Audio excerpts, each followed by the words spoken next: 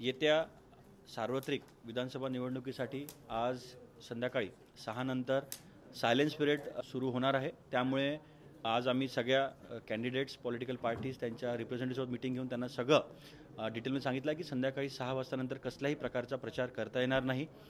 उद्यापासून पोलिंग पार्टीचा त्यांचा डिस्पॅच सुरू होईल आणि येत्या 20 तारखेला सकाळी मतदान सुरू होईल।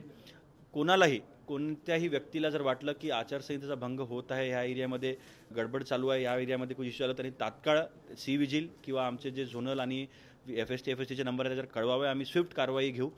यावेळेस मोठ्या प्रमाणावर कारवाई झालेली आहे। जवळपास 40 कोटीचा मुद्देमाल आणि कॅश जप्त केलेली आहे आपल्या डिस्ट्रिक्टच्या टीमनी। सगळे पोलीस, IT, SST, FST मिळून जवळपास 40 कोटीचा कॅश सीजर आणि मुद्देमाल जप्त केलेला आहे। आणि शेवटी आता मागच्या 20-22 दिवसापासून हे सगळं इलेक्शनचं काम सुरू आहे। आता मेन काम आपलं 20 तारखेला येणार आहे। सगळ्या नागपूरकरांना मी विनंती करतो की आपला जो मिशन आहे, मिशन डिस्टिंक्शन, त्या दिवशी 20 तारखेला सगळ्यांनी सगळे कामं सोडून मतदानासाठी आपल्या घरून बाहेर निघून आपला जो मतदान केंद्र आहे तिथे जाऊन फॅमिलीसोबत आपलं मतदान करावं आणि नागपूर जिल्ह्याला डिस्टिंक्शनमध्ये पास करावं।